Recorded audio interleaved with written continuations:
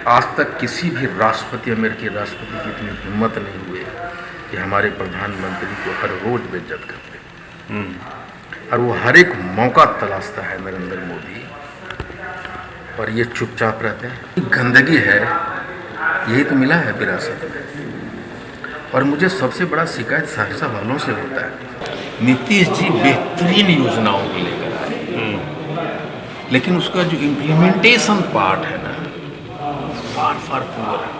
Hello नमस्कार, मैं हूं नीरज कुमार। आप देख रहे हैं मोबाइल न्यूज़ 24। 17 लाख दर्शकों का फेवरेट न्यूज़ चैनल आज सहरसा में है और यहां से विधायक IP गुप्ता जी हमारे साथ जुड़ने वाले हैं। नया साल शुरू है, मकर संक्रांति बीता है, सरस्वती पूजा चल रहा है और कल गणतंत्र दिवस मनाया जाएगा। देश का गणतंत्र दिवस है। 2 यूरोपीय यूनियन की दिग्गज नेता इसमें मुख्य अतिथि के तौर पर हैं। इनसे ये सारी बातें इसलिए करना है क्योंकि IP गुप्ता जो हैं वो एक राष्ट्रीय नेता की तरफ उभर रहे हैं। चाहे बिहार में जो भी लोग सोचते हों, लेकिन पूरे देश में कहीं ना कहीं एक जगह बनता है। आप IP गुप्ता को इग्नोर नहीं कर सकते हैं। ये शख्सियत आपको छू जाएगा, ऐसी शख्सियत IP गुप्ता की बन चुकी है। गुप्ता जी, बहुत बहुत स्वागत है आपका। Thank you very much. Saraswati Puja है और गणतंत्र दिवस है। सबसे पहले तो क्या शुभकामना देंगे, उसके बाद सवालों का जवाब। हिंदू धर्म के अनुसार सरस्वती हमारी विद्या की देवी है। हमारी सारी सक्षमता, सारी बुद्धिमत्ता उन्हीं से आती है। पूरे देश को बधाई देना चाहता हूँ। और कल के दिन गणतंत्र दिवस हमने संविधान को अपनाया था, ये कल गौरवान्वित होने का दिन है। सभी देशवासियों के दोनों अवसर पे मैं हार्दिक शुभकामनाएं देता हूं और उनके साथ मैं भी गर्व फील करता हूं कि मैं भारत का एक नागरिक हूँ, एक बेटा हूं, और मुझे इन दोनों दिनों में गर्व होने का सहभागिता मिलती है मुझे। बिल्कुल बिल्कुल। बात करेंगे, पहली बार ऐसा हो रहा है कि यूरोपीय यूनियन के 2 दिग्गज, एक अध्यक्ष और एक कन्वेनर आ रहे हैं मुख्य अतिथि के तौर पर, जबकि अमेरिका का टैरिफ प्लान चल रहा है जिस कारण भारत में उथल पुथल है, महंगाई बढ़ने की चांस रहती है। क्या आप मानेंगे भारत को यूरोपीय यूनियन के साथ जो रिश्ते गहराने की ये कोशिश है, इससे भारत में अर्थव्यवस्था में और जो व्यापार में उतार चढ़ाव है वो स्टेबिलिटी बनेगी? देखिए, नरेंद्र मोदी जी इतने विदेश दौरा गए, शायद तो प्रधानमंत्री गए होंगे, विदेशी बन के रह गए थे। जी जी। और इतने बुरी तरह विदेश नीति देश की विफल रही है, पूरे भारत के इतिहास में ऐसा नहीं हुआ था। इसमें मैं कुछ भी नया चीज़ नहीं देखता। हमें पड़ोसी देश, ये बांग्लादेश हमें आंख दिखा देता है। नेपाल एक छोटा सा देश जिसकी हमारी नीतियाँ विफल हुई है। आज तक किसी भी राष्ट्रपति, अमेरिकी राष्ट्रपति की इतनी हिम्मत नहीं हुई कि हमारे प्रधानमंत्री को हर रोज बेइज्जत करते और वो हर एक मौका तलाशता है नरेंद्र मोदी, और ये चुपचाप रहते हैं। ये भारत के गरिमा, सम्मान का ठेस पहुंचाने वाली बात करते हैं। ये यूरोपियन देश वाले जो 2 आ रहे हैं ना, मुझे से कुछ उम्मीद नहीं, कोई उम्मीद नहीं, कुछ भी नहीं। चलिए सहरसा की बात करते हैं। मैं कई लोगों से 2-3 दिन पहले आया हूँ, तो कई लोगों से मुलाकात हुई, पूर्व विधायक से भी हुई। कह रहे हैं कि आपका हनीमून पीरियड चलता रहेगा या फिर काम भी होगा। क्या मानते हैं, ये हनीमून पीरियड चल रहा है या जनता से रूबरू होकर आपकी यात्रा शुरू हो गई है, विकास यात्रा पे निकल चुका है सहरसा? मैं इस बात पे कोई कमेंट्स नहीं करना चाहता। मैं सीरियस ही नहीं लेता। मेरा ये मानना है कि बोलने से बोले होता है। सहरसा का विकास होना चाहिए था। जिस गर्त में सहरसा है आज के डेट में, भारत का या बिहार का पहला कमिश्नरी है जो इतना हर एक पैमाने पे डेवलपमेंट की कोई भी ऐसा इंडेक्स नहीं है जहाँ सहरसा नंबर 1 या नंबर 2, नंबर 3, 10, 50 में भी नहीं है। वो है दिस इशू। तो हम चीज़ों, मेरे लिए सबसे बड़ा चैलेंज है कि आज तक यहाँ की समस्या को लोग समझा ही नहीं। इसलिए मैंने कहा है कि सहरसा गेटवे ऑफ बिहार बनेगा। वो बनकर रहेगा। पहला शहर है सहरसा, जहाँ आज भी बिजली की तार चोरी हो रही है, आज भी कोयल चोरी हो रहे हैं, ट्रांसफार्मर के तेल बेचे जा रहे हैं। 50 विश्व का शहर है जो प्रदूषित, उसमें सहरसा 50वें नंबर पे है। यहाँ से करीब 12 वार्ड ऐसे हैं, यहाँ 8 से 12 वार्ड, 4 में आंशिक और 8 में सालों भर जलमग्न रहता है। अभी मैं रात में गया था एक जगह, मतलब वो बदतर जिंदगी है, नाले के पानी बहने, इतनी गंदगी है, यही तो मिला है विरासत में। और मुझे सबसे बड़ा शिकायत सहरसा वालों से होता है कि जब आपको इन सारे समस्याओं के साथ जीने की आदत हो गई, डेवलपमेंट कभी भी रोड नाले बनाने से नहीं होता, और डेवलपमेंट होता है कि मानसिकता बदल जाए आपको पता है कि Saharsa is the home for the brilliant IAS officer, top most IAS officer, फिर भी हमारा हालत है। तो ये सारी बात तो हो गई। आपके पास नया रोड मैप क्या है इन चीज़ों को सुधारने? कहने के लिए तो बहुत चीज़ है, लेकिन ऐसे कैसे सुधारेंगे इसको? कितना जल्दी आप मैं I am getting my self engage with the young friends, उनसे बात कर रहा हूँ, उनकी मानसिकता बदलने की कोशिश कर रहा हूँ।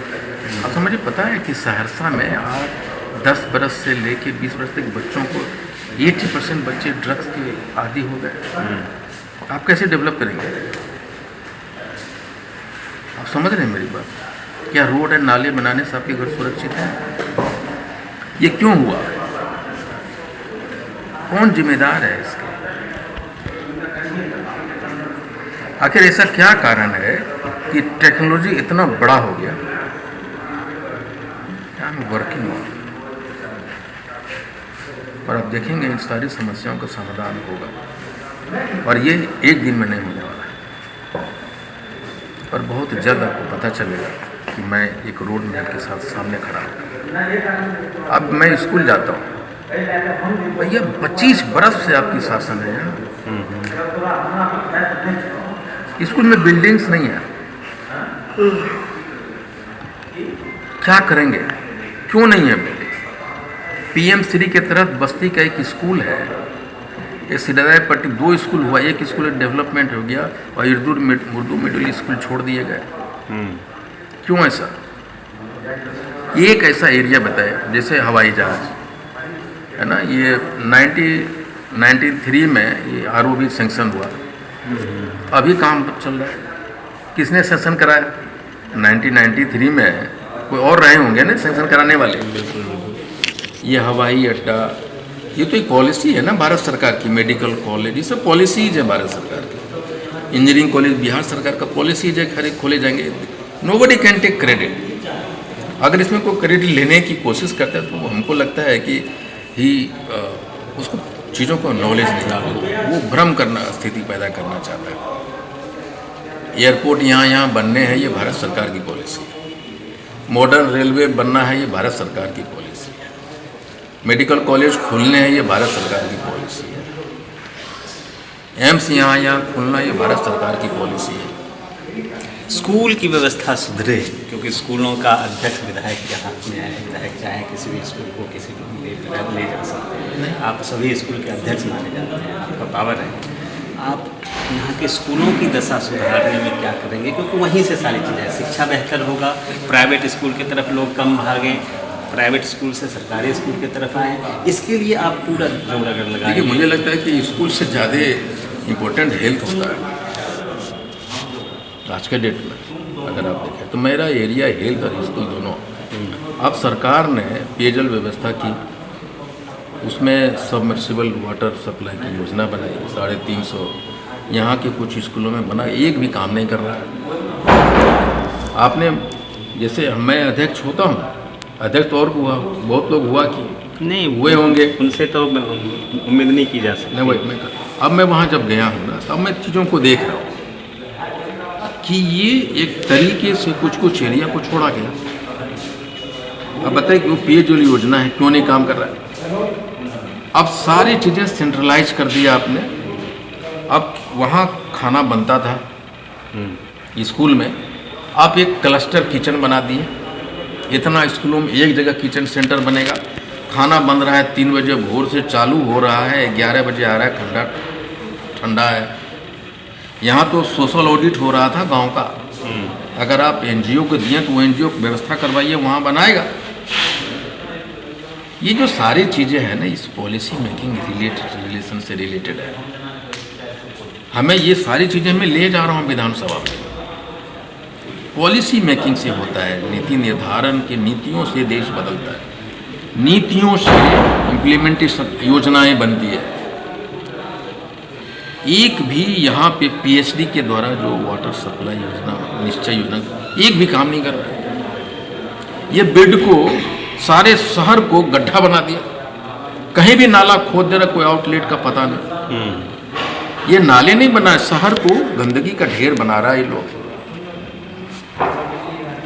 अजीब वो गरीब हाल है। ये अगर आप देखें तो ये प्रॉब्लम जो है ना, और ये सारे प्रॉब्लम स्कूल पे एक बार फिर से हम आएंगे। जिस प्रकार से लोग मानते हैं कि प्राइवेट स्कूल में अगर टीचर का सैलरी देखें 15 से 20 हज़ार रुपये होता है, सरकारी स्कूल में 40, 50, 60, 70 हज़ार तक के टीचर होते हैं और रिजल्ट सिफर रहता है। तो वहाँ की जो व्यवस्था है, आप जगह जगह विदेश भी घूमते हैं, दिल्ली पंजाब भी देखते हैं, आप लोगों ने देखा होगा कि उधर के स्कूलों में एक मीटिंग होता है हर महीना 1 बार या 2 बार, टीचर और पेरेंट्स के बीच। ये सारी व्यवस्था स्टडी करके जो बाहर हो रहा है, जहाँ सुधार हो रहा है स्कूलों में, वो सब चीज़ें यहाँ लागू करने की कोशिश की जाएगी। देखिए, 2 चीज़ें। हमेशा जब स्टेट फेल करता है ना, तभी प्राइवेट प्लेयर्स मैदान में आते हैं, सुरक्षा करते हैं। सरकार की नीतियों पे कोई सवाल नहीं है। नीतीश जी बेहतरीन योजनाओं को लेकर आए, लेकिन उसका जो इम्प्लीमेंटेशन पार्ट है ना, फार पुअर देखने वाला। हाँ, और वो जो उनके जो लोग हैं ना, कर क्या रहे हैं? आप मान लीजिए, आखिर ऐसे कौन लोग, ये सिर्फ एक्सपेरिमेंट हो रहा है। जो पाठक जी आएंगे तो एक अलग एक्सपेरिमेंट करेंगे, ये सिद्धार्थ जी आए थे एक अलग एक्सपेरिमेंट करेंगे। स्कूल ऑफ बिहार या education system of Bihar has become experimental, experimental area. Experiment हो रहा है। लेकिन एज ए MLA जो चीज़ें मैं देख रहा हूँ, जो चीज़ों को ले जा रहा हूँ, मुझे लगता है कि कभी भी स्कूल में या डेवलपमेंट स्कीम्स में पॉलिटिक्स नहीं होना चाहिए। और ये पॉलिटिक्स चीज़ों को बिगाड़ता है। और ये जो ब्यूरोक्रेस है, जैसे तेजस्वी यादव जी ने कहा कि हम हर घर नौकरी देंगे, तो लोग मजाक समझता था। और मैं कहता तेजस्वी जी, उनके मन से कहते तेजस्वी जी 1 नहीं 2 कहिए, 2 संभव है। मैं कहता हूँ 5 नौकरियाँ संभव है। सिंपली बिकॉज ये जो स्कीम्स है उसका इम्प्लीमेंटेशन के बीच का जो लीकेज है ना, तो रोक नहीं पाएंगे। सिर्फ मिनिमाइज कर दीजिए यार, चीज़ें हो जाएगी। तो ये जो इम्प्लीमेंटेशन इज पुअर, जिसे कहते हैं शराब नीति गलत है क्या? शराब बंद करना। लोग सवाल उठाते हैं कि नहीं हो रहा है, पूरा नहीं हो रहा है, बंद तो है लेकिन पूरा नहीं होता है। अच्छा बताइए, 307 नहीं लगा हुआ है क्या? मर्डर हो रहे हैं ना, 302 दहेज कानून नहीं बना हुआ है क्या? दहेज ले रहे हैं नहीं ले रहे हैं? तो ये कहना कि शराबबंदी फेल है, तो 302 भी तो फेल है। कौन सा ऐसा कानून है जो फेल नहीं है? सिंपली रीजन कि हर एक इम्प्लीमेंटेशन में एक पॉलिटिक्स घुसा हुआ है हर जगह। Bureaucrats are in the part of politics. Politics से प्रभावित हो के वो चीज़ें को करते हैं। कैसे चीज़ें सुधारेंगे यार? आई कैन प्ले रोल, और मैं कह रहा हूँ आपको कि बहुत सारा परिवर्तन दिखेगा। बिल्कुल, आपने बताया भी कि रोड मैप लेके आने वाले हैं। अभी कल ही नीतीश जी का समृद्धि यात्रा समापन हुआ है, तो शायद 1 या 2 तारीख से आपका विधानसभा 2 तारीख से लोग सोच रहे हैं कि रिसफल होंगे, मंत्रिपरिषद का विस्तार होगा और शायद अगर आईपी गुप्ता की जो 1-2 मांगे हैं आरक्षण मिल जाए तो शायद आईपी गुप्ता भी मंत्री बन सकते हैं। क्या क्या कहना चाहेंगे? देखिए अंतिम सवाल नहीं, इसमें मैं बड़ा बेबाक हूँ, जी जी, बड़ा खुल्लल आदमी हूँ इसमें भैया। मेरी मेरी पार्टी का आरक्षण को लेके हुआ है जी। आरक्षण अगर मिलेगा तो कुछ भी करेंगे, उसमें एकदम कोई शर्म कुछ नहीं, कोई हेजिटेशन नहीं भैया। आरक्षण देंगे तो मैं कुछ भी करूँगा, क्योंकि आईपी गुप्ता अपने लिए थोड़े एमएलए बना है, अपने लिए थोड़े पार्टी बनाया है, मैं अपने लोगों के लिए बनाया। और it's not the demand of only one community, सबों के लिए। अभी जैसे मुझे बोले बासगीत पर्चा, वो सिर्फ SC/ST वाले को मिलता है, गरीब तो हर घर में है, कुछ चाहे ब्राह्मण हो, आदिवासी, कोई भी हो, तो सभी के लिए होना चाहिए। नहीं, बिल्कुल। तो ये सार्वभौमिक होनी चाहिए। द मोमेंट ये जो ब्यूरोक्रेट्स है, वो जो करप्शन है, उस पर लगाम लगा नहीं सकते, लेकिन उसको मिनिमाइज कर सकते हैं, नंबर 1। दूसरा, उनको पॉलिटिक्स से अगर फ्री छोड़ दीजिए, जैसे अस्पताल जाइए, अस्पताल में डॉक्टर को ANM को बदलने की औकात है, बेचारा उसको नहीं चिनाएगा, सारा चीज़ वहाँ से करेंगे। जो स्वास्थ्य निगरानी समितियाँ, वो भी आप बनाइएगा कि यहाँ लोकल CS को बनने देना चाहिए। यहाँ का लोकल आदमी जाएगा वहाँ, तो जो जैसे मैं MLA, तो मैं इसका नाम दे दीजिए, वही ना होगा। रोगी कल्याण समिति भी स्टेट बनाएगा, ANM का ट्रांसफर या डिपुटेशन भी वो करेगा। सिस्टम या देश फेल करता है जब सेंट्रलाइज सिस्टम होता है। नरेंद्र मोदी जी के यहाँ पता नहीं चलता है कौन मंत्री कौन है अभी, क्यों? सेंट्रलाइज हो गया, फाइलों का अंबार रहता होगा ना। तो जो decentralisation of responsibility and power shall be given. अब हम यहाँ बोलेंगे, मैंने CS को बोला कि भाई बताओ आपकी लिमिटेशंस क्या है, उन्होंने बताना चालू किया। बेचारा क्या कर सकता है, कोई सुनता ही नहीं। DO क्या कर सकता है जब DO को पावर नहीं दे रखे? और DO के ऑफिस में अपना अपना नेता लोग बिठा कर रखता है, इसको रखो, कैसे होगा? तो ये जो सिस्टम की जो चीज़ें हैं, जो नीति निर्धारण बॉडी है, जो सरकार है, अब ग्रुप करते, ग्लोबल टेंडर। ये ग्लोबल टेंडर क्या होता है? क्या हमारे यहाँ नहीं है क्या ऑर्गेनाइजेशन? चाइना से लाएंगे, सिंगापुर से लाएंगे बनाने के लिए, हमारे यहाँ ऑर्गेनाइजेशन है। ग्रुप टेंडर यानी 100 करोड़ का। तो ये जो छोटे छोटे कार्यकर्ता, जो छोटे छोटे ठेकेदार हैं बिहार के, वो तो मर गया। छोटे छोटे लूट कम करने के लिए एक बड़ा लूट होगा। वो लूट नहीं है। आप कहते हैं हर एक जिला में JE चला रहा है, जिला JE कलेक्शन मास्टर बना हुआ है। अब देखिएगा वो कलेक्शन मास्टर को मैं क्या करने जा रहा हूँ। हर एक डिपार्टमेंट में JE है, जहाँ से पैसा उठाता है और हर जगह जाता है।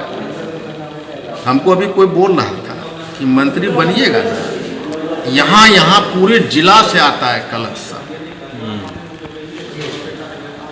गजब है भाई।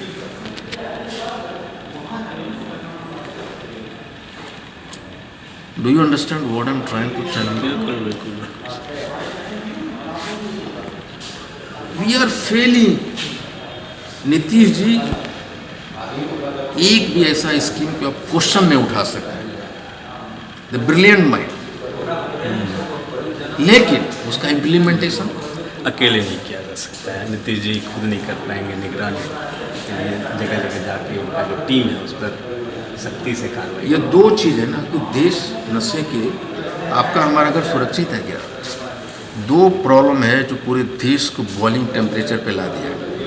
एक ये जो कर्मचारी है, राजस्व कर्मचारी, वो अपना सरकारी फाइल अपने घर में रखता है। दो को प्राइवेट मुंशी को रखा है, जो दादा टाइप का लोग, वो पैसा वसूलता है उसके लिए। यही नहीं, और वो जो सरकारी फाइल का एक्सेस वो दो प्राइवेट आदमी के पास दिए हुए हैं, ये सब जानता है। ऐसा नहीं है कि नीतीश जी नहीं जानते, ऐसा नहीं है कि कोई पदाधिकारी जिला वाला नहीं जानते। ऐसा सब जानता है। कर चोने लोग, ये राजस्व कर्मचारी, ये सीईओ लैंड माफिया के साथ एकदम हैंड टू हैंड है। ये ड्रग पेडलर्स और ये लैंड माफिया और सीईओ, ये टेम्परेचर पिला दिया, किसी भी दिन सिविल वार हो जाएगा देश में। डेवलपमेंट की बात करते हैं, बिल्कुल। ये कब सुधरेगा? जब मैं यहाँ से सुधरूँ। माइंडसेट, हमारा काम होना चाहिए, शहर हमारा घर क्लीन होना चाहिए, शहर गंदा रहो कोई दिक्कत नहीं। एक चीज़ इन्होंने जो कहा, जब तक आप अपनी जिम्मेदारी नहीं समझेंगे तब तक किसी भी काम को पूरा नहीं किया जा सकता। सरकारें आती रहेगी, जाती रहेगी, नियम बनते रहेंगे, बिगड़ते रहेंगे। ब्यूरोक्रेट्स देश को चलाता था, चला रहे हैं और आगे भी चलाएंगे। नेता तो 5 साल में बदल जाते हैं, लेकिन एक बार अगर कोई ऑफिसर बन जाए उसे 60 साल तक दामाद की तरह आपको पूजते रहना होगा। हटाने की ताकत किसी में नहीं रहती। ज़्यादा सस्पेंड कर देंगे, 3 महीने बाद फिर वो आ जाएगा, कोई फर्क नहीं पड़ने वाला। इस व्यवस्था को बदलने के लिए ब्यूरोक्रेट्स को बदलना होगा और ब्यूरोक्रेट्स से पहले आपको खुद को बदलना होगा। आप रिश्वत देंगे नहीं तो कोई रिश्वत आपसे ले नहीं पाएगा। काम चाहे साल 2 साल लटक जाए, ये अलग बात है। इसी ओर आईपी गुप्ता जी ने मुहिम शुरू की है। ये मुहिम कब रंग लाएगा, शुरुआत तो इन्होंने कर दिया है, फल कब तक मिलेगा इसका इंतज़ार कीजिए। गुप्ता जी बहुत बहुत धन्यवाद हमारे लिए वक्त निकाला। आप सभी दर्शकों का भी बहुत बहुत धन्यवाद।